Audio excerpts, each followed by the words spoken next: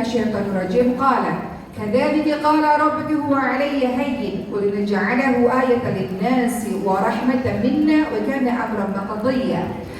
Kata malaikat Jibril, demikianlah Tuhanmu berfirman, hal itu adalah mudah bagi Allah Subhanahu wa ta'ala. Mudah nggak bagi Allah buat kita sakit? Tiba-tiba Allah buat kita sehat, tiba-tiba buat sakit lagi. Mudah nggak bagi Allah? Mudah nggak bagi Allah tiba-tiba hari ini kita kaya, besok tiba-tiba jatuh miskin, habis semua harta kebakaran lah, karena tiba-tiba ada kasus tertentu lah. Mudah, dari miskin bangkrut jadi bangkit lagi? Bisa? Bisa. Mudah nggak bagi Allah kita yang tadinya terhormat tiba-tiba terhina kena fitnah dahsyat? Tiba-tiba fitnah dahsyat Allah bersihkan seketika, tiba-tiba bisa terhormat kembali. Mudah? Mudah. Maka kata Allah Subhanahu wa ta'ala itu hal yang sangat mudah. Jadi kalau teman-teman nanya, kenapa ya Allah? Allah jawab, itu hal yang sangat mudah bagi Allah Subhanahu wa ta'ala. Dan agar Allah menjadikannya sebagai suatu tanda bagi manusia bahwa Allah berkuasa atas segala apapun, dan sebagai rahmat kasih sayang dari Allah. Allah menyayangimu. Oleh karena itu Allah memberikan berbagai macam-macam kepadamu. Kadang-kadang kalau kau kaya raya sujudnya nggak lama. Kalau kau lagi sehat doanya nggak khusyuk, air matanya nggak mengalir. Tapi ketika kau sakit, ketika kau dalam keadaan terluka, kau bangun di sepertiga malam terakhir, doamu khusyuk, betul nggak? Kemudian air matamu mengalir, kau merintih kepada Allah Subhanahu wa ta'ala. Jadi kadang-kadang kalau dikasih kaya, dikasih sehat, dikasih semuanya sempurna, lupa. Bener nggak? Lebih khusyuk mana? Lagi sedih apa lagi happy? Ketika berdoa kepada Allah, sujud lama, mengalir air mata ketika lagi sedih, betul? Jadi kadang-kadang Allah rindu, mana rintihannya, mana air matanya, mana sujudnya, kok nggak lama. Kemarin waktu sakit khusyuk sekali sholatnya. Kemarin waktu lagi terluka luar biasa sekali ibadahnya. Tapi ketika dikasih semuanya stabil, semuanya baik-baik aja, kok ibadahnya jadi sekedar ritual saja? Di mana penghayatannya? Di mana khusyuknya? Jadi kadang-kadang Allah kasih berbagai macam kesedihan supaya kita kembali kepada Tuhan kita. Kadang-kadang dikasih kaya raya, sehat, semua luar biasa, kayak nggak butuh sama Allah, seolah-olah nggak perlu sama Allah. Buktinya nggak bangun tuh salat tahajud kalau lagi happy, lagi sehat. Tapi coba ketika lagi sedih luar biasa, kita ngerasa bergantung sekali kepada Allah, betul nggak? Maka kata Allah, hal itu mudah sekali bagi Allah Subhanahu wa ta'ala agar Allah menjadikannya sebagai suatu tanda bagi manusia dan sebagai suatu rahmat kasih sayang dari Allah, dan hal itu adalah sebuah perkara yang sudah diputuskan. Baik, percaya nggak semua takdir adalah baik? Dalam surah Al-Baqarah 216 dikatakan, A'udzu billahi minasyaitonir rajim, wa 'asa an takrahu syai'an wa khairul lakum wa 'asa an tuhibbu syai'an wa syarrul lakum wallahu ya'lam wa antum la ta'lamun. Boleh jadi apa yang kamu tidak suka itulah yang paling baik untuk kamu. Ada ibu yang nggak suka dalam hidup. Misalnya ada yang dipanggil oleh Allah lebih dulu. Aku nggak suka ya Allah, kenapa orang yang kucintai harus mati, harus pergi ya Allah.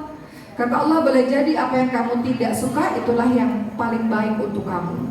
Memang kata Allah, sudahlah, dikembalikan kepada sang kekasihnya, gitu. Dikembalikan kepada sang kekasih, tenang bersama dengan sang kekasih, dan kau lanjutkan hidupmu untuk berbuat baik supaya nanti punya kesempatan bisa berkumpul dengan orang yang kau cintai di syurganya Allah. Macam-macam kan? Jadi boleh jadi apa yang kau tidak suka itu yang terbaik untukmu. Saya bersama dengan pesantren kami punya program mengajar ngaji di penjara, Bu. Apa kata mereka yang di penjara, di lapas? Awalnya nggak suka masuk penjara, tapi lama-lama kok jadi bersyukur. Waktu saya di luar, saya ini petantang, petenteng katanya, sombong, merasa punya uang, bisa berbuat apa aja. Tapi ketika di penjara, iya ya, ternyata saya nggak punya kebebasan apapun, saya nggak bisa berbuat apa-apa. Jadi lebih rendah hati, lebih punya waktu banyak bersama dengan Tuhan katanya, dengan Allah Subhanahu wa ta'ala. Boleh jadi apa yang kamu tidak suka itulah yang terbaik untuk kamu. Contoh, aku gak suka ya Allah ada penyakit ini. Ternyata dengan adanya penyakit itu, contoh ibu saya penyakitnya autoimun udah 25 tahun. Justru dari autoimun itulah, dari puluhan tahun yang lalu, akhirnya membuat beliau akhirnya berhijab dan menuju kepada Allah. Dan tiap hari ngomongin soal kita persiapan kematian ya, kuburan kita ntar gimana, kan kapannya udah ada di sini. Obrolan kematian menjadi obrolan sehari-hari untuk mempersiapkan diri kepada kematian. Dulu kan enggak gitu. Jadi boleh jadi apa yang kamu tidak suka itulah yang terbaik bagimu. Boleh jadi apa yang kamu suka belum tentu baik untukmu. Kau katakan, aku mau kaya ya Allah. Kata Allah, jangan dulu, kamu tuh belum siap buat jadi kaya. Sekarang aja udah sering lupa sama Allah, apalagi jadi kaya nanti, kata Allah. Jadi kaya itu kadang-kadang jadi fitnah, jadi ujian besar, jadi ujian dahsyat. Jangan-jangan gara-gara kaya jadi rebutan harta antar anak, antar keluarga. Mendingan sekarang aja, setengah-tengah aja ekonominya, tentram. Mungkin begitu, kalau kita tahu Allah merencanakan hal seperti itu. Jadi kata Allah, belum bisa dibuat kaya dulu, sabar. Nanti kalau kaya lupa lagi, nggak sholat lagi, nggak tahajud lagi, begitu ya. Jadi boleh jadi apa yang kamu tidak suka itu baik untukmu, boleh jadi apa yang kamu suka belum tentu baik untukmu. Allah mengetahui, manusia tidak mengetahui. Kita masuk ke kisah berikutnya. Setelah tadi kali menggunakan kata ini, bosan dengan nasihat, bahkan dalam sampai titik muak mendengarkan nasihat. Lagi nggak perlu, situasinya lagi nggak pas. Makanya kalau ibunya sehat, menghadapi orang-orang yang lagi sakit seperti itu, didengerin, didampingin, dipeluk. Nggak usah nasihat macam-macam, kamu karena kamu nih udah lagi sakit, disalahin lagi, kurang baca Quran, kurang tahajud, enggak. Dia butuh waktu untuk menerima, mencerna apa sih yang terjadi dalam hidup. Jadi kita dengerin aja dulu. Begitu. Oke. Tadi kisah Siti Maryam sudah. Sekarang kita masuk kepada Nabi Ayub alaihissalam. Nabi Ayub alaihissalam digambarkan puluhan tahun hidupnya sehat, puluhan tahun hidupnya bahagia, anaknya banyak, belasan orang, kaumnya, tetangganya mencintainya, semuanya sempurna. Tapi kan hidup nggak selamanya rodanya di atas, betul Bu? Hidup kan seperti roda yang berputar, satu paket loh, kadang di atas, kadang di bawah, kadang sedih, kadang tawa, bener Bu? Begitu pula ketika ibu menerima takdir happy ya, bahagia, berarti harus terima takdir yang nangis-nangis dong, kan satu paket, bener kan? Tapi kenapa kita dalam hidup yang happy-happy kita terima, yang sedih-sedih kita marah-marah sama Tuhan kita? Lihat kisahnya Nabi Ayub alaihissalam, puluhan tahun dikasih semua sempurna, bahagia, punya rezeki yang cukup, tetangga yang mencintainya, anak-anak, semuanya luar biasa, bahagia. Tapi kan roda kehidupan berputar. Kemarin rodanya di atas, sekarang roda kehidupannya Nabi Ayub bergerak ke bawah. Jadi bagi teman-teman yang sekarang semuanya lagi stabil, saya pernah datang ke satu jemaah, kemudian ada nggak yang nggak pernah diuji? Ada yang gitu tangan, saya nggak pernah diuji Ustazah, hidup saya flat katanya. Benar nggak beliau nggak diuji? Hidup saya kayaknya nggak pernah ada kesedihan berarti, nggak pernah, katanya beliau. Kata saya, belum aja Bu, ntar lagi juga kena. Ntar lagi juga kena kok. Belum aja, ntar lagi, lihat aja ntar lagi. Kenapa? Karena Allah sendiri yang menjanjikan di Al-Baqarah 155 sampai 157, "Wa lanabluwannakum bisyai'in minal khaufi wal ju'i wa naqsin minal amwali wal anfusi wat thamarat wa basyirus sabirin." Allah akan menguji kita dengan apa? Dengan ketakutan, dengan kelaparan, kekurangan harta, kekurangan jiwa-jiwa, dan kekurangan buah-buahan.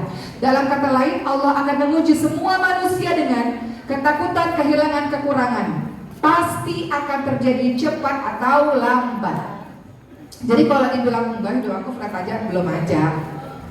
Jadi rodanya masih setengah-setengah nih, masih di sini nih. Ntar lagi rodanya ke bawah. Jadi siap-siap. Kalau ibu mengatakan kok dia hidupnya bahagia, belum tentu. Semuanya harus, semua manusia harus ngalamin 3 hal ini: ketakutan, kekurangan, kehilangan cepat atau lambat. Tapi Allah kasih solusi kok, wabasyirus sabirin. Beritakan kabar gembira untuk orang-orang yang sabar, yaitu orang-orang yang ketika ditimpa musibah dia mengatakan innalillahi wa inna ilaihi raji'un.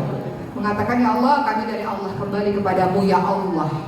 Ibu-ibu mengatakan innalillahi wa inna ilaihi raji'un pada saat orang meninggal aja biasanya. Sebenarnya enggak. Innalillahi wa inna ilaihi raji'un itu pada semua hal. Yakni kita menyadari gak ada satupun di muka bumi ini yang menjadi milik kita. Suami ibu punya ibu bukan? Hebat jemaah sini.